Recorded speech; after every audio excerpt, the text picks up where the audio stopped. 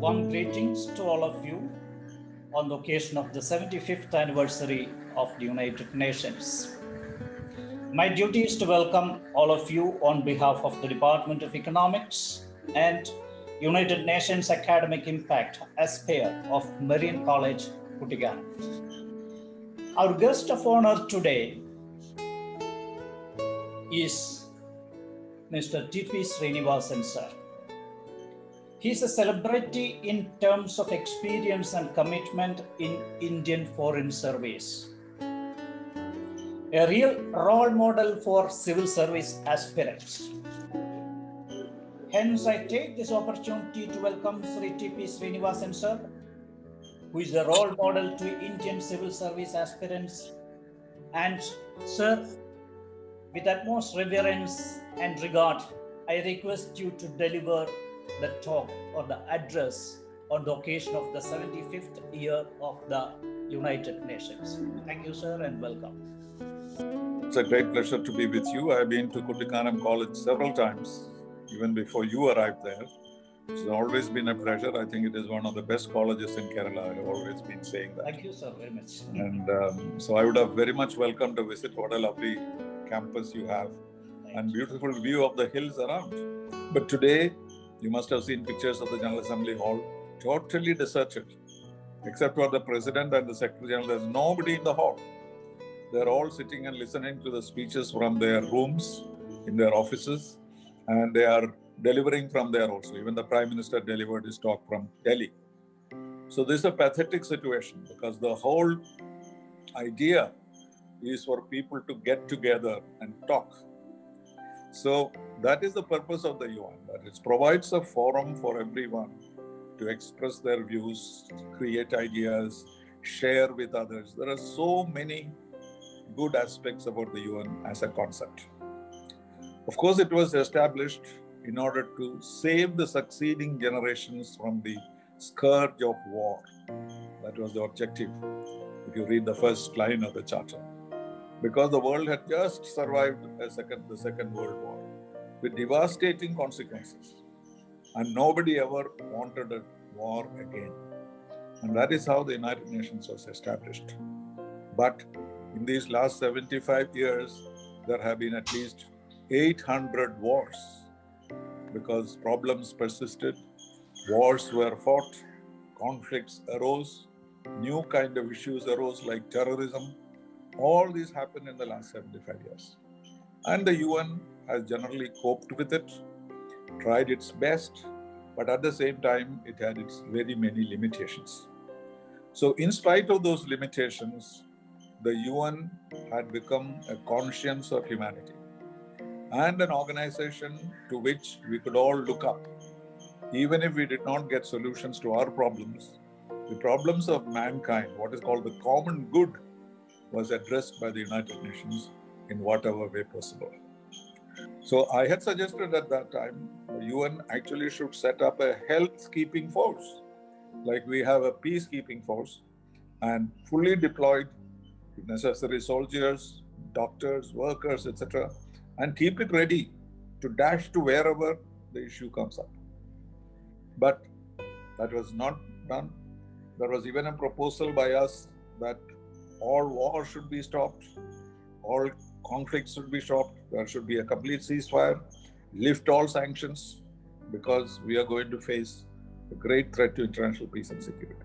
Now, people are talking not only of changing the UN or strengthening the UN, but also looking for alternatives. Because the 5 permanent members will never agree to give their right to veto. And the veto has been used and misused over the years by all these permanent members. And any idea that this power should be given to the others or it should be removed have failed. And therefore now the talk in the United Nations is not only, if possible, reforming the United Nations, but also looking for alternatives like G20. That is why Prime Minister Modi, in his address to the United Nations, raised only 2 issues. The first question he asked, where was the United Nations when the pandemic hit us? What have you done? Haven't you disappointed the whole world, because multilateralism is the only way. Without international cooperation, you cannot deal with global issues. Environment, for example, terrorism, for example, these cannot be dealt with by individual countries because this is global and it affects the whole world. So similarly, when you have a pandemic, there is need for us to get together and work together. And it did not happen. And there was no answer. Nobody gave him an answer. The second question was, he said, how can you have a Security Council which was established in 1945 and the membership was 51, and now you have a General Assembly of 193, and how are you going to deal with it? Then he asked a fundamental question, how can you keep India out of it? How many years we have been demanding this? Do you think you can expect us to wait patiently for this again? How can they be so unrealistic? How about Japan? How about Germany? How about Brazil? How about South Africa? Unless these countries are brought in, the Security Council is completely skewed. It projects the international situation in 1945 and not 2020. So these are the points he raised. Of course, these will all be discussed over the years, but I do not expect any immediate results. Now, let us look at the accomplishments of the UN. Definitely, the greatest accomplishment of the UN was that it was formed. It was an idea that multilateral system has to be established. It cannot be unilateral or bilateral. We can count the blessings of the United Nations. First and foremost was the decolonization, because there were only 51 independent countries at that time. We were not even independent, but we were allowed to sign because we are on the verge of independence in 1945. So we signed as an independent country. Now there are 193 countries. Where were those countries at that time? They were all under colonial occupation. They were all colonies. And of course, there are some other countries which joined, like Soviet Union broke up and it became 15. Yugoslavia broke up and there were 5 members. And all others, either divided countries or those were colonies in 1945. So decolonization is perhaps the biggest achievement of the United Nations. Secondly, an equitable distribution of wealth was the second objective of the United Nations. We have not accomplished it, far from it, but equity is not equal, it's not socialism, but there should be some equitable distribution of wealth, and for which the United Nations has taken many decisions. At least we know what each country should do to strengthen the economic system. And that standardization of behavior by nations in the matters of economy, in the matters of human rights, in the matters of environment, in matters of pandemics, etc. All these have been standardized and agreed, and we have so many treaties and resolutions and conventions and covenants which has set a basis for the world. But at the same time, when you want to deal with the global issues like environment, like human rights, like pandemics, then the UN has to, and we will contribute our might. Our knowledge, our experience will all be available to the United Nations. So we are committed to it, and in spite of all the deficiencies it has served a very good purpose, and it will continue to be there as long as humanity is there. So let us hope it will become more effective and more valuable to mankind and becomes once again the conscience of humanity. Is it possible to have some alternatives to UN? Because the 5 members do have veto power and they do not permit many things, even fair things. So will there be an alternative coming? Is it possible? There is a demand for a new UN or reformed UN, but it is not going to happen. Because I explained to you that for any change in the UN, you need 2/3 members of the General Assembly. That means about 140 members have to support, and all the 5 permanent members.